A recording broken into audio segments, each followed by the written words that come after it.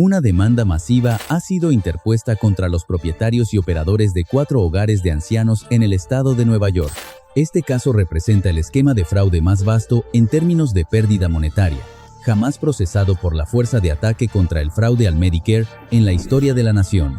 518 A.M. Bronx, Nueva York. El vecindario permanecía sumido en un silencio sepulcral. No se escuchaba tráfico ni voces humanas, únicamente el zumbido constante y bajo de motores de alto rendimiento cortando el aire gélido de la mañana. Los faros de los vehículos apuntaban con precisión quirúrgica hacia un hogar de ancianos en el que miles de familias de toda la ciudad habían depositado su confianza durante décadas. Pero en esa mañana fatídica, esa confianza estaba a punto de desmoronarse. Nueva York se preparaba para enfrentar el caso de fraude en la atención médica más grande de la historia estadounidense. De repente, todo se puso en marcha simultáneamente y sin previo aviso.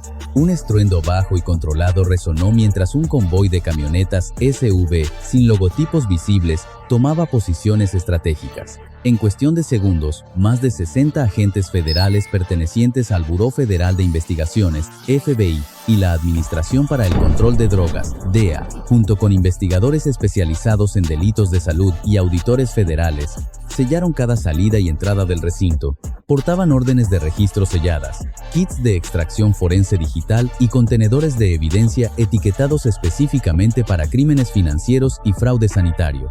No se trataba de una inspección técnica de rutina, fue un desmantelamiento federal por fraude de salud. A las 5:21 a.m., en punto, se emitió la orden de mando. Un equipo de entrada táctica avanzada avanzó hacia el edificio. La puerta reforzada que conducía al ala administrativa fue brechada con éxito. Los agentes ingresaron con una precisión absoluta, ignorando las áreas de pacientes y dirigiéndose directamente hacia las oficinas ejecutivas, los registros centrales, los archivos históricos y las unidades de almacenamiento digital. Se incautaron ordenadores portátiles de última generación. Los servidores centrales fueron desconectados de la red. Archivadores completos etiquetados como planes de cuidado del paciente y registros de tratamiento crónico fueron confiscados de inmediato. En pocos minutos, la instalación estaba bajo control federal absoluto. Esta operación no se centraba en el bienestar del paciente, sino en los fríos números. Las señales de advertencia de una auditoría preliminar habían surgido semanas atrás. Los registros de facturación vinculados a la entidad mostraron más de $87 millones en reembolsos de Medicare en un periodo de solo 14 meses, una cifra que representa casi 9 veces el promedio nacional para instituciones de naturaleza similar. Aún más alarmante, los datos internos revelaron que más del 62% de los pacientes residentes habían sido clasificados erróneamente como enfermos terminales, a pesar de carecer de cualquier evidencia médica legítima que respaldara dichos diagnósticos extremos. Esto era solo el preámbulo de una trama mucho más profunda. En la primera hora, una revisión preliminar de apenas 300 expedientes de pacientes ancianos detectó facturaciones irregulares por un total de $4.6 millones. Y esa suma era solo una fracción mínima de la base de datos total. Los investigadores federales sospechan ahora que esta ubicación no era un incidente aislado. Por el contrario, constituía un eslabón crítico en una red mucho más vasta, una que podría haber desviado más de $88 mil millones a lo largo de varios años, explotando deliberadamente un sistema diseñado para la compasión y convirtiéndolo en una máquina de generación de utilidades ilícitas. A medida que los agentes penetraban en las capas más profundas del sistema, una verdad resultó innegable. Esta red no surgió de un día para otro. Había operado de forma silenciosa y altamente sistemática durante años, camuflada tras certificaciones médicas oficiales, aprobaciones de seguros y una infraestructura de salud diseñada para generar confianza institucional sin cuestionamientos. Esto no fue solo un fraude financiero, fue una traición sistemática a los ciudadanos más vulnerables y desprotegidos. Asegúrate de suscribirte al canal y activar las notificaciones, además de dar like a este video, porque lo que los investigadores desenterraron a continuación revela un sistema mucho más extenso y peligroso de lo que la opinión pública pudo imaginar jamás. La Fiscalía sostiene que los propietarios desviaron decenas de millones de fondos de Medicaid para su enriquecimiento personal, mientras reducían intencionalmente el número de empleados en las instalaciones entre los años 2019 a 2024. A las 6:02 a.m., la operación tomó un nuevo rumbo. los investigadores centraron su atención en un sistema, una red de hogares de ancianos interconectados operando bajo el control férreo de dos individuos clave, Kenneth Rosenberg y Daryl Hagler. No se trataba de una operación menor en un solo edificio, sino de una estructura corporativa que se había expandido sigilosamente a través de múltiples ubicaciones, procesando millones de dólares en pagos federales y depósitos de pacientes cada año. Al expandir el conjunto de datos analizados, la magnitud del fraude escaló velozmente. Los registros de facturación interna indicaron que, en un lapso de 36 meses, la entidad procesó reclamos vinculados a más de 4.800 pacientes, con reembolsos totales que excedieron los $312 millones. No obstante, al realizar el cruce de información con evaluaciones médicas independientes, se determinó que casi el 41% de dichos reclamos carecían de la documentación clínica mínima para ser clasificados como cuidados paliativos o hospice. Esta cifra es casi 4 veces superior al promedio nacional de instalaciones de tamaño comparable. Fue entonces cuando surgió el descubrimiento más macabro de toda la investigación. En al menos 94 casos confirmados, los pagos federales continuaron emitiéndose por pacientes meses después de haber sido dados de alta oficialmente o, en situaciones extremas, después de sus fechas registradas de defunción.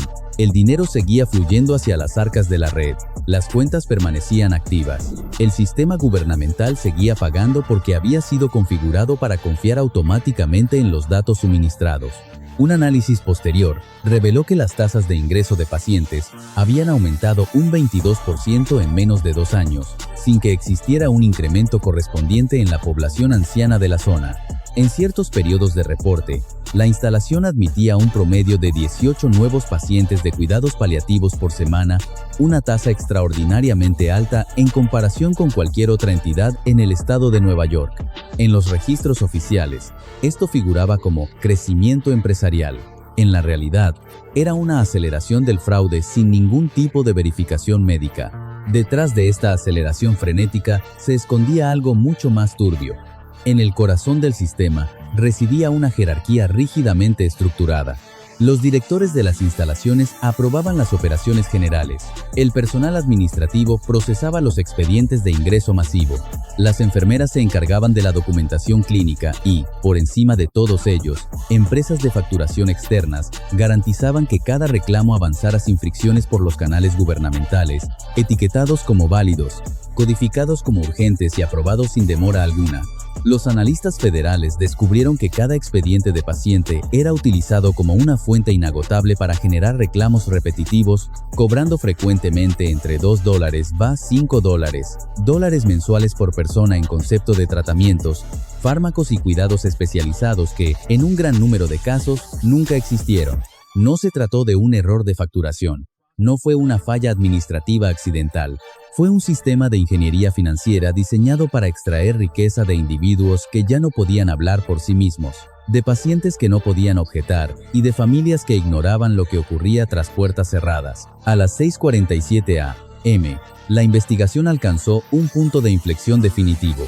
Lo que inició como una revisión de registros médicos se transformó en un esfuerzo por desmantelar el mecanismo mismo que facilitaba el fraude. Dentro de una sala administrativa de alta seguridad, analistas federales iniciaron la extracción masiva de datos de la red interna, software de facturación y registros de comunicaciones encriptadas. En minutos, surgió un patrón estructurado y deliberado. Cada error de clasificación, cada certificación médica dudosa y cada pago continuado seguía una secuencia lógica. En el centro de este proceso operativo se encontraban 29 enfermeras licenciadas, cada una con roles específicos de evaluación e ingreso. Su responsabilidad oficial era certificar si los pacientes eran aptos para cuidados paliativos según criterios médicos estrictos. Sin embargo, en la práctica, sus evaluaciones mostraron una uniformidad estadística imposible. En un lapso de 24 meses, estas 29 personas firmaron más de 200 certificaciones de hospice con una tasa de aprobación que superaba el 91%. Este dato, por sí mismo, desafía las leyes de la probabilidad clínica. Eran los motores operativos de la red, individuos que facilitaron la transformación de vidas humanas en utilidades netas. Analistas financieros del gobierno comenzaron a rastrear el flujo de capital asociado a la red. Lo que hallaron no fue una serie de transacciones inconexas, sino un ecosistema financiero complejo. Cada reclamo fraudulento generaba una reacción en cadena. Los pagos procedentes de Medicare, Medicaid y aseguradoras privadas se procesaban en cuestión de días, fluyendo hacia cuentas controladas por las instalaciones, para ser inmediatamente redistribuidos a través de una densa red de entidades fantasma o empresas shell. A primera vista, estas transferencias parecían operaciones comerciales estándar. No obstante, en la primera hora de análisis forense, los investigadores identificaron más de 9.800 transacciones sospechosas, divididas estratégicamente em montos de entre $95 a $148, configuradas específicamente para no activar los umbrales de reporte automático a las autoridades federales. Esto no fue casualidad, fue una táctica de evasión deliberada. Una vez que el dinero abandonaba las cuentas primarias, se fragmentaba a través de compañías registradas como distribuidores de suministros médicos, proveedores de equipos de rehabilitación o firmas de consultoría administrativa, entidades que, sobre el papel, parecían legítimas pero que carecían de oficinas físicas, empleados o actividad operativa real. Su único propósito existencial era el blanqueo de capitales. Desde allí, los fondos eran transferidos a una segunda capa de cuentas, distribuidas en múltiples estados, antes de ser enviados a jurisdicciones offshore. Los investigadores detectaron vínculos financieros con cuentas en el Caribe, Europa del Este el sudeste asiático, regiones caracterizadas por una regulación bancaria laxa, donde el rastreo se vuelve exponencialmente más complejo. En solo 6 horas, los equipos federales mapearon más de 73 cuentas bancarias vinculadas directamente a la red de Rosenberg y Hagler. Para el mediodía, esa cifra se elevó a más de 140 cuentas que albergaban aproximadamente $86 millones en activos líquidos, solo una fracción del capital total que ya había sido movido fuera del alcance de la justicia. La investigación dio un giro aún más oscuro cuando se descubrió que una parte del dinero malversado podría haber sido canalizado hacia redes de distribución de narcóticos interestatales, financiando el transporte de cientos de kilogramos de sustancias ilícitas. Dinero del bienestar federal terminaba sosteniendo infraestructuras criminales de mayor escala. A las 7:34 am, el alcance del caso volvió a expandirse. Lo que comenzó en un solo hogar de ancianos en el Bronx ya no estaba confinado a ese edificio. Los datos extraídos indicaban una red que cruzaba fronteras estatales. A las 7:41 am, el mando federal autorizó una expansión masiva de la operación. En minutos, fuerzas de tarea multiagencia se activaron en 4 estados: Nueva York, Florida, Texas e Illinois. Más de 420 agentes federales fueron desplegados en un operativo simultáneo. Para las 7:05 am, 27 ubicaciones adicionales habían sido identificadas y puestas bajo vigilancia inmediata. Esto incluía otros hogares de ancianos, centros de rehabilitación, empresas de facturación hadas y contratistas médicos de terceros. En todos estos lugares, el patrón era el mismo: estaciones de trabajo encriptadas, servidores dedicados al software de facturación masiva y tableros digitales rastreando el flujo de dinero en tiempo real. En el aspecto farmacéutico, el hallazgo fue alarmante. En 9 instalaciones diferentes, se recuperaron sustancias controladas que no coincidían con los inventarios oficiales. Frascos de analgésicos estándar contenían drogas falsificadas con composiciones químicas no aprobadas por la FDA, incluyendo derivados del fentanilo. No fueron errores de inventario, sino sustituciones sistemáticas para lucrar con fármacos costosos mientras se suministraban versiones diluidas o falsas a los pacientes. A las 9:03 am, la operación entró en su fase culminante. El sistema que movía millones de dólares semanalmente fue interrumpido de golpe. Se ejecutaron las órdenes de arresto. En el Bronx, el director de la instalación fue escoltado fuera del edificio esposado. Simultáneamente, las 29 enfermeras certificadas y gran parte del personal administrativo fueron puestos bajo custodia federal. Las autoridades confirmaron la incautación de más de $620 millones en activos, incluyendo $94 millones en efectivo, criptomonedas y participaciones en empresas fantasma. Más de 200 cuentas bancarias fueron congeladas en cuestión de horas. El impacto humano es incalculable. Se activaron protocolos de emergencia sanitaria para los pacientes residentes. Más de 38,000 expedientes de pacientes vinculados a la red fueron marcados para una revisión exhaustiva inmediata. Las familias comenzaron a recibir notificaciones devastadoras sobre el manejo de sus seres queridos. Se confirmó que al menos 11,400 individuos fueron víctimas directas de la facturación fraudulenta vinculada a esta red.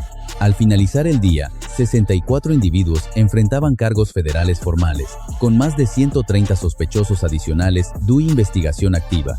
Los cargos incluyen fraude sanitario masivo, conspiración para cometer lavado de dinero y violaciones graves de la ley de sustancias controladas, con penas que podrían alcanzar décadas en una prisión federal. Este caso demuestra que el sistema no se rompió de la noche a la mañana. Operó impunemente durante años sin ser cuestionado. Para los millones de estadounidenses que dependen de cuidados de largo plazo, el daño no es solo financiero, es una herida profunda en la confianza hacia las instituciones de salud. Cuando los centros diseñados para proteger a los más débiles se convierten en fábricas de lucro ilícito, la pregunta no es cómo sucedió, sino cuántos más siguen operando de la misma manera bajo la sombra del papeleo y la burocracia. Asegúrate de seguir nuestro canal y activar todas las notificaciones para estar al tanto de nuestras próximas investigaciones profundas.